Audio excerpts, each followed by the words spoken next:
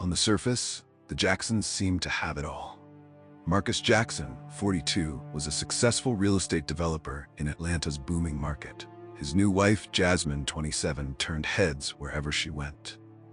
And his son from his first marriage, DeAndre, 17, was a star athlete at Westlake High School. They lived in a beautiful mansion in the prestigious Cascade Heights neighborhood where old money met new success. But behind the mahogany doors of their 5-bedroom home, darkness was growing. It started in January 2022 when Marcus married Jasmine after a whirlwind 6-month courtship. DeAndre's mother had passed away from cancer 3 years earlier, and Marcus thought it was time to give his son a new mother figure. They looked so happy at the wedding, recalled Marcus's sister, Tamika. Jasmine was young and beautiful, and Marcus was like a teenager again. DeAndre even smiled during the ceremony. We thought it was a fresh start for everyone. No one could have predicted how tragically wrong things would go. The first hints of trouble came during family gatherings. Neighbors and relatives noticed strange tensions between Marcus and his son. Marcus would snap at DeAndre for little things, said neighbor Mrs. Robinson, 68. If the boy looked at Jasmine too long, or if they laughed together at the dinner table, Marcus would get this look in his eyes. We should have seen it coming. By summer 2022, things had shifted in the Jackson household. Jasmine started missing family events. DeAndre became quiet and withdrawn. Marcus threw himself into work, sometimes staying at the office until midnight. DeAndre stopped coming to basketball practice, said his coach, Michael Thompson. This was a kid who lived for basketball, who had college scouts looking at him. Something wasn't right. On September 15, 2022, Marcus came home early from a business trip. He wasn't expected until the next day. What he found would shatter their carefully constructed facade forever. September 15, 2022, started like any other autumn day in Atlanta. The temperature hit 82 degrees by noon, and the city hummed with its usual energy. Marcus Jackson's black Mercedes pulled into his circular driveway at 2:47 p.m., 5 hours after his assistant had canceled all his afternoon meetings. Security camera footage from the neighbor's house would later show Marcus sitting in his car for exactly 12 minutes before entering his home. What happened in those 12 minutes would become a crucial point in the investigation. He just sat there, staring at the house, said Detective Lisa Williams of the Atlanta Police Department. The car wasn't running. He wasn't on his phone. He just sat there. When Marcus finally entered his home, the house was quiet. Too quiet for a Thursday afternoon when both Jasmine and DeAndre should have been home. The security system showed no one had left the house that day. Marcus later told investigators he heard sounds coming from the main bedroom upstairs. What he found there would trigger a chain of events that would shock Atlanta's elite black community and make national headlines. The master bedroom door was slightly ajar. Marcus would later tell police he heard Jasmine's distinctive laugh, the same laugh that had first attracted him to her at a charity gala last year. Then he heard another laugh, a younger, deeper one, his son's. The scene that greeted Marcus would be described in painful detail during the trial. Jasmine and DeAndre were on the king-sized bed Marcus had bought just 3 months ago. They weren't intimate at that moment. They were just talking, looking at something on DeAndre's phone. But their closeness, their comfort with each other, told Marcus everything he needed to know. When I opened that door, Marcus later told detectives, it was like time stopped. Everything I thought I knew about my family turned to ash right there. What happened next came out during Jasmine's testimony. She sat straight-backed in the witness stand, her hands folded in her lap, her voice steady despite the tears running down her face. Marcus just stood there, she testified. DeAndre jumped up first. He started saying, "Dad, I can explain." But before he could say anything else, I told Marcus myself. I said, "I'm pregnant, and it's DeAndre's baby." The courtroom fell silent at this revelation. Even the judge, who had presided over countless family tragedy cases, had to call for a brief recess. According to Jasmine's testimony, Marcus's first reaction wasn't violent. He walked out of the room without saying a word. They heard him go downstairs, and for 15 minutes there was silence. I told DeAndre to pack a bag and leave, Jasmine testified. I knew Marcus. I knew what was coming. But DeAndre wouldn't go. He said he had to explain to his father, make him understand. He said he loved me. At 3:42 p.m., Marcus returned upstairs. Security footage from the home system would later show him first going to his study, where he kept his gun. But he didn't take it.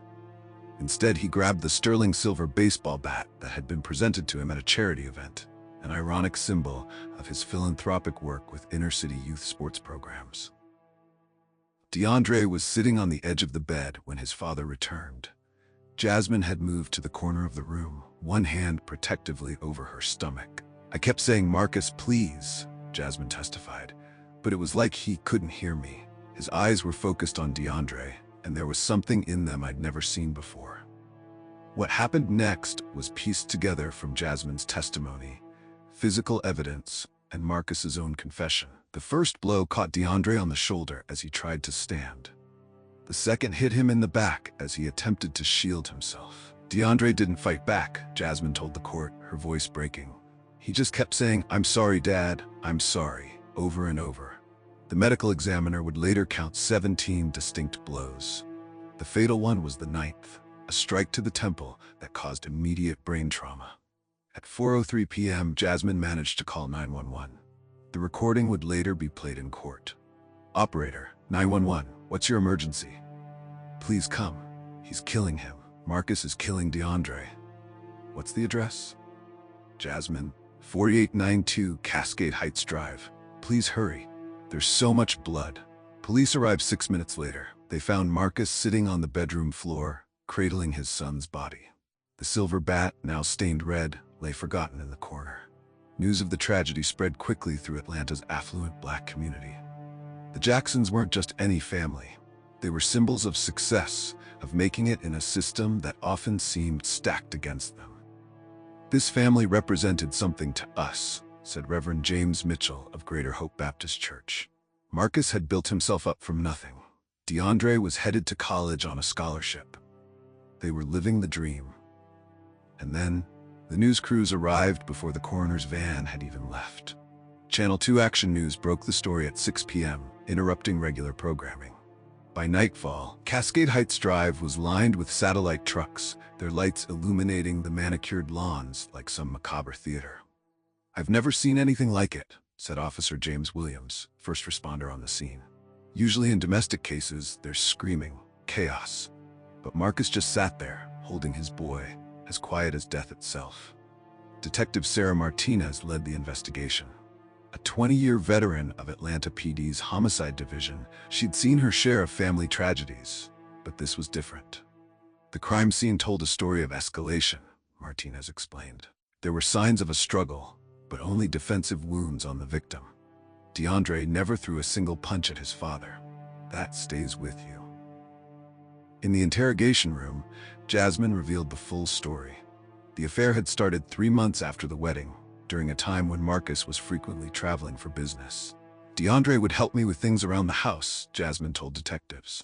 "We'd watch movies together, talk about everything. He was lonely after his mother died, and I was lonely in this big house. It just happened." She was 4 months pregnant when Marcus discovered them. At Westlake High School, DeAndre's absence left a palpable void. His locker became a makeshift memorial, covered with basketball jerseys, photos, and notes from classmates. "DeAndre was more than just our star player," Coach Thompson said, fighting back tears during a press conference. "He was the kid who stayed late to help freshmen with their shooting form. He was the one who organized study groups before games. He had a full ride to Duke University waiting for him." As details of Marcus Jackson's life emerged, a complex picture formed. Born in the Bowen Homes housing project, he'd worked his way through Georgia State University, starting his real estate business with a single foreclosed property. "Marcus was proof that you could make it," said childhood friend Derek Robinson. "He used to mentor kids from the old neighborhood, telling them education was the way out. Now those same kids are watching him face murder charges." Marcus's first wife, Shanice, had died of breast cancer 3 years earlier. Friends described how her death changed both father and son. "They were all each other had," said Marcus's sister Tamika. "DeAndre was the spitting image of his mama, and I think that made it harder for Marcus. Then when he brought Jasmine home, we thought it was too soon. But who were we to judge? Medical records confirmed Jasmine's pregnancy. She was carrying a boy. The DNA test results, rushed through due to the case's high profile, confirmed DeAndre's paternity. The pregnancy was the trigger, explained Dr. Rachel Chen, forensic psychologist. It wasn't just the affair. It was the permanent, irrefutable evidence of his son taking his place as a man and with his own wife. Marcus's arrest and booking happened mechanically, almost quietly. His longtime attorney, Howard Green, immediately began building a defense. "We're looking at a heat of passion defense," Green told reporters. This was a man who discovered the ultimate betrayal. His son and his wife, the mother of what he thought would be his child. The case split Atlanta's Black community. Some defended Marcus, pointing to the unthinkable betrayal he'd endured.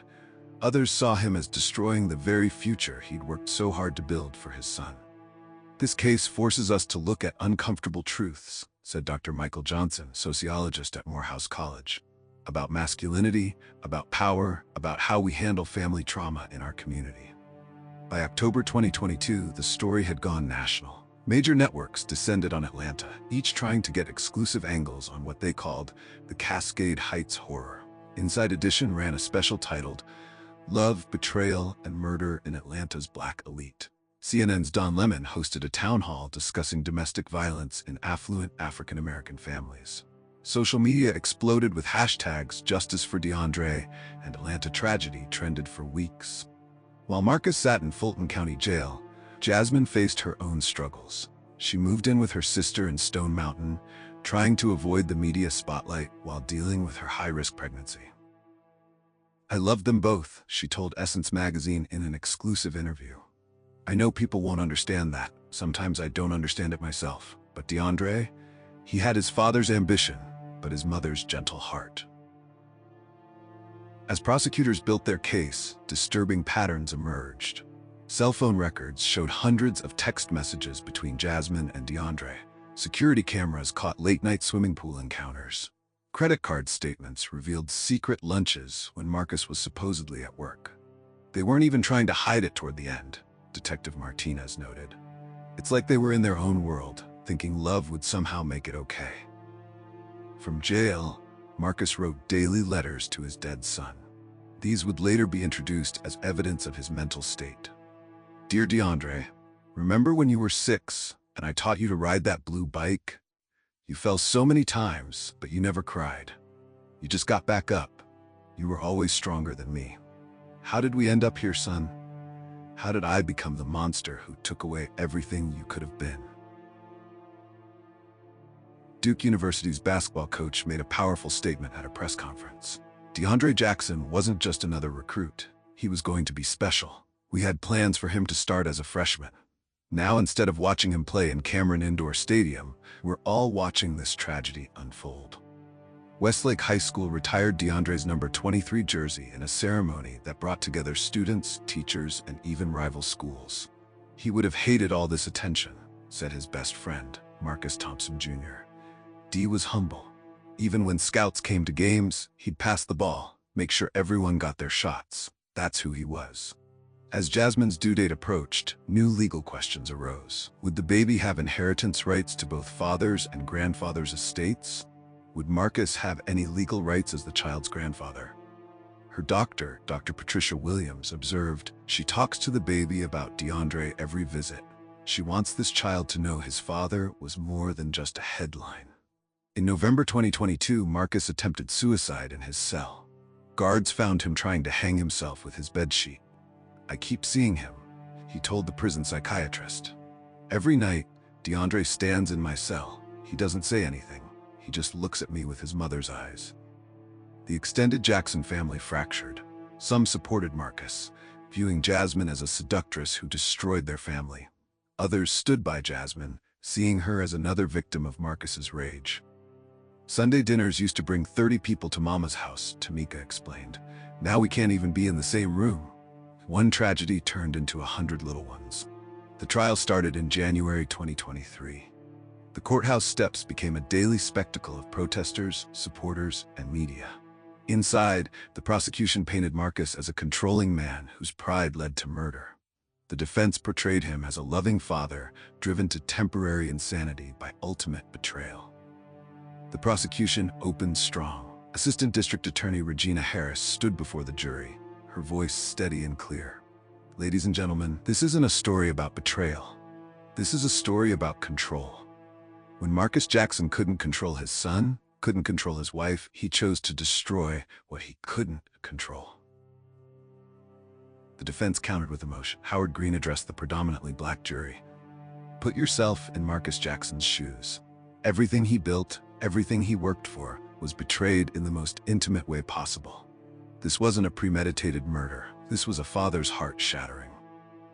Over 3 weeks, the prosecution methodically presented their case. Crime scene photos showed the blood-spattered bedroom. The silver bat mounted on a display board drew gasps from the gallery. The medical examiner detailed each of the 17 blows, using a mannequin to demonstrate the angles. The 9th blow was fatal, Dr. James Chen testified, pointing to a diagram of DeAndre's skull. But Mr. Jackson continued to strike his son 8 more times after death had occurred. 7 months pregnant, Jasmine testified for 2 full days. She detailed the progression of her relationship with DeAndre, from maternal figure to lover. It started with conversations, she testified. Deep conversations about life, about loss. We both missed his mother, but in different ways. He showed me pictures, told me stories. Then one night, he kissed me. I should have stopped it, but I didn't want to. The prosecution's strongest evidence came from the home security system. Silent footage showed Marcus entering the house, the 12-minute wait in his car, the journey to his study for the bat. Most damaging was the audio captured by the system. "You think you can take my wife? You think you can replace me?" Marcus's voice rang through the courtroom. DeAndre's pleas for mercy followed, then the terrible sounds of the bat. DeAndre's basketball teammates testified about changes they'd noticed in their friend. "He stopped hanging out after practice," said Jerome Wilson, point guard. "He was always rushing home.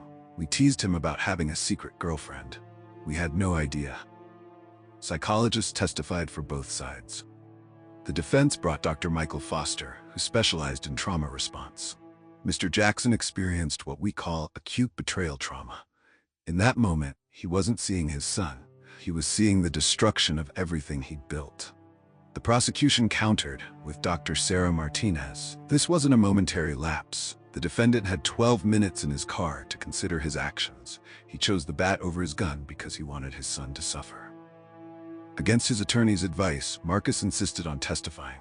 For 6 hours, he alternated between composed testimony and emotional breakdowns. "I loved my son," he said, tears streaming down his face. "Everything I did was for him. The house, the schools, even marrying Jasmine. I thought he needed a mother figure. How did love turn into this?" During the trial's 3rd week, Jasmine went into labor. The timing created a media circus outside Grady Memorial Hospital. At 3:47 a.m. on February 12, 2023, DeAndre Jackson Jr. was born. The birth certificate listed DeAndre as the father. The space for grandfather was left blank. ADA Harris's closing argument was clinical. 17 blows. That's what this case comes down to. Not 1, not 2, but 17. Each one a choice, each one an intention. Each one brings a father closer to murdering his only son. Defense attorney Green appealed to emotion. "This is a tragedy of Greek proportions. A father who wanted everything for his son, destroyed by forces he couldn't control. Don't compound this tragedy with another." After 4 days of deliberation, on February 28, 2023, the jury reached their decision. The courthouse fell silent as the 4 women stood. In the matter of the state of Georgia versus Marcus Jackson, on the charge of first-degree murder, we find the defendant guilty. Marcus stood motionless as the verdict was read. In the gallery, Tamika collapsed into sobs. Jasmine, holding her newborn son, closed her eyes and whispered what appeared to be a prayer. The sentencing hearing brought powerful victim impact statements. First was Jasmine, now with 2-week-old DeAndre Jr. in her arms. "Marcus, I know you'll never forgive me. I'll never forgive myself. But DeAndre was a grown man who made his own choices. He loved me, and I loved him. You didn't just kill your son, you killed this baby's father and part of your own legacy." DeAndre's basketball coach spoke next. "Your Honor, I've been coaching for 30 years. DeAndre wasn't just our best player, he was our heart. Kids from the projects looked up to him. He showed them there was a way out that didn't involve drugs or gangs. His death ripples far beyond this courtroom. Before sentencing, Marcus made his final statement. "I look at my hands now, and I don't recognize them. These hands that once cradled my son, taught him to dribble a ball, helped him with homework. These same hands took his life. I don't ask for mercy. I don't deserve it. I just ask that somehow, someday, DeAndre's son will know his father was more than his death." Judge Evelyn Carter, known for her tough sentencing, spoke deliberately. "Mr. Jackson, you exemplified the American dream, rising from poverty to prominence. But with success came pride, and with pride came the fatal flaw of believing you owned rather than raised your son. I sentence you to life imprisonment with the possibility of parole after 30 years. The verdict made national headlines. The New York Times ran a front-page story titled, "Death of a Dream: How Atlanta's Black Elite Was Shattered." ESPN produced a documentary called "The Game He Never Played," focusing on DeAndre's lost potential. Jasmine moved to Charlotte, North Carolina, seeking anonymity to raise her son. She wrote a memoir, Between Two Jacksons, with proceeds going to a foundation for young athletes from single-parent homes. "I'm not hiding from our stories," she wrote, "but I want DJ to grow up somewhere he can be himself, not just DeAndre's son or Marcus's grandson." The tragedy sparked changes in Atlanta's affluent Black community. Greater Hope Baptist Church started a counseling program specifically for blended families. Westlake High School instituted a mentoring program named after DeAndre. Marcus was sent to Georgia State Prison in Reedsville. Reports from his first year showed him to be a model prisoner, leading Bible studies and counseling younger inmates. He refused all interview requests but continued writing letters, now to his grandson. DeAndre Jr. grew to be the image of his father. Jasmine documented his milestones on a private Instagram account, accessible only to select family members. His first steps came at 11 months, the same age his father had started walking. "Sometimes when he laughs," Tamika said after visiting them, "it's like hearing DeAndre all over again. It breaks your heart and heals it at the same time." By March 2024, the case had become a cautionary tale studied in law schools across the South. Harvard Law Review published an analysis titled "The Jackson Case: Intersection of Race, Class, and Criminal Justice in Modern America." The Jackson house in Cascade Heights remained empty. Its pristine lawn, maintained by a service Marcus's business partner, continued to pay for. Real estate agents whispered that despite its prime location, no one wanted to live where it happened. Jasmine established the DeAndre Jackson Legacy Foundation, focusing on 3 areas: basketball scholarships for underprivileged youth, counseling services for blended families, and support for children who lost parents to domestic violence. DeAndre always said he wanted to give back, Jasmine explained at the foundation's launch. This is how his dream lives on. Netflix released Family Court, a 3-part documentary series examining the case. The series sparked renewed debate about criminal justice reform, with particular focus on crimes of passion versus premeditated murder. Notable was the appearance of Marcus's cellmate, who described their conversations. "He wakes up every night at 3:42. The exact time he went upstairs with that bat. He says it's DeAndre, coming to ask why. Always why." Dr. Angela Rivers, professor of African American Studies at Spelman College, published a comprehensive study, "The Price of Progress: Class Mobility and Family Dynamics in Black America." Her research used the Jackson case to explore broader themes. What we see in this tragedy is the collision of old wounds and new wealth. Marcus Jackson carried the trauma of poverty even after becoming wealthy. His son represented both his greatest achievement and his deepest vulnerability. Shanice Jackson's presence loomed large over subsequent analyses. Friends revealed she had been the family's emotional center, the buffer between father and son. After Shanice died, her sister revealed, Marcus tried to be both father and mother. He smothered DeAndre with expectations while starving him of the emotional connection he craved. In many ways, Jasmine filled that void, with tragic consequences. The NBA launched an initiative called the DeAndre Project, providing counseling and support services to young athletes dealing with family trauma. Several players, including those who had met DeAndre during recruitment, became ambassadors. The case influenced several subsequent trials involving family violence. The Jackson defense became shorthand for cases where discovering infidelity led to violence, though few judges were sympathetic to it. In early 2024, Jasmine published Letters to DJ, a collection of messages to her son about his father. The book became a bestseller, praised for its raw honesty about love, guilt, and redemption. Your father was not a saint, and he was not a villain. He was a young man who loved deeply and paid the ultimate price for that love.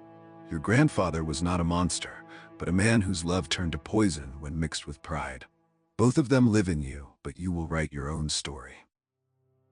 Marcus started a prison ministry called Father's Lament, helping inmates maintain relationships with their children despite incarceration. The program gained national attention for its success in reducing recidivism among participating fathers. The case prompted a study by Emory University Medical School on acute rage responses in high-achieving individuals. Researchers noted a pattern they called success-induced isolation, where professional accomplishment created emotional blind spots.